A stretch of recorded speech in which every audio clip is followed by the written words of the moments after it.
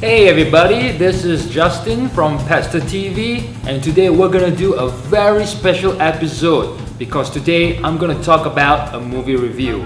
Now, the movie I'm gonna talk about is The Secret Life of Pets. Now, before I begin with my review, I just want to warn you guys out there that this review contains spoilers. So yup, that's right, spoiler alert. If you haven't seen this movie yet, put this video into your watch later playlist. Go watch the movie first and then come back later and watch this video.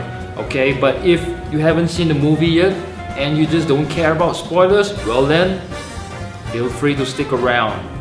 Now, with that out of the way, I'm gonna start off the review by saying, something positive and what I really like about this film, and then followed by the negatives, what I thought could be improved, and my overall impression with a score out of 10. The Secret Life of Pets, directed by Chris Renaud, released in 2016, and it has a rating of 74% on Rotten Tomatoes. This film is brought to you by Illumination Entertainment, the studio that gave us the Despicable Me movies, Minions, and the latest one, Sing. So, the story is about these animals who can talk, hang out, and basically do stuff when their owner are not around. And the whole story revolves around this dog named Max, a Jack Russell Terrier. He was having a great time with his owner, he's having a wonderful life, and he's living with his owner, Katie, in an apartment in Manhattan, New York. And until one day she goes out and then she comes back at night, she brought home another dog, a huge shaggy mongrel dog named Duke. And Max was pretty uncomfortable with his presence, so he decided to get rid of this dog. And they eventually got themselves into a conflict, some serious trouble, and they strayed away too far from home. They ended up in Brooklyn. And then they gone through so many of the adventures. They overcome some animals who try to kill them along the way, and they decided to overcome their differences, work together, and find their way home. And voila, they reached home in time, just before their owner came home for dinner. Now, what I like about this movie is basically, first of all, I like the visuals, the animated visuals. I think they are really great and stunning. And another thing I like about this movie is the original soundtrack, the score. It has, the main theme has this swing jazz kind of feel to it. After all, when it comes to New York, it's all about all that jazz. What I like about this film is one of the characters, a little white fluffy rabbit by the name of Snowball, voiced by Kevin Hart. I feel that his character really stood out the most to me. And I also feel that, basically, he's a villainous character, yet a comic relief. Now, the second character that I really like is the white poodle, who happens to be living in a rich man's home. Basically, when the owner is around, he's very well behaved, very polite, but when the owner goes out, he unleashed the beast within himself. He blasts this heavy metal music, and a whole bunch of other dogs just came out from the couch, and they all hit bang together. So yeah, I thought that was pretty cool. Now, with that, let's move on to the negatives. When I first watched this film, I had a little bit of a mixed reaction because one of the things that really kind of bothered me is that we have a whole bunch of animals, wild animals and tame animals.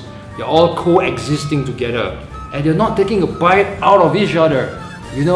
We've got crocodiles, piranhas, tarantulas, and venomous snakes all hang out with a bunch of tame animals, and they're not eating each other. So it just doesn't kind of make too much of sense. And also on top of that, they can drive cars and vans. So basically, yes, there isn't much logic there.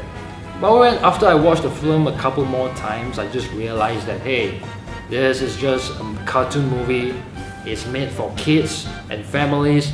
It doesn't have to make much sense. It's meant to be a no-brainer movie. Now, no-brainer means it's meant to not make much sense or logic. After all, a lot of cartoon movies are like that. Well, apart from that, a lot of critics were claiming that this movie is like a rip-off from Toy Story. So, you know, Toy Story shares a very similar concept, storyline to this movie, The Secret Life of Pets. Basically, we got Woody.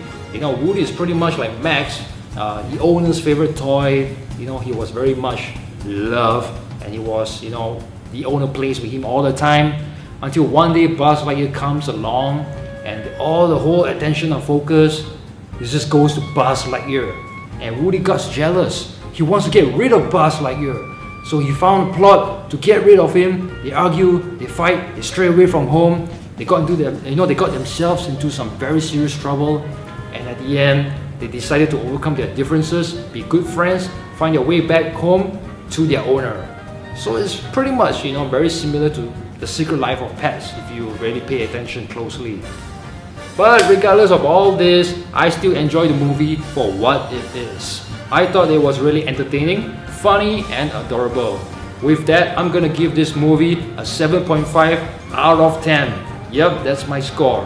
I recommend this movie to all of you out there, especially if you have pets or if you're animal lovers. I do recommend you to go check it out. There's a sequel coming soon as well. It will be out on July 13, 2018. I'm very much looking forward to it. So yep. So that's all my review for today, folks.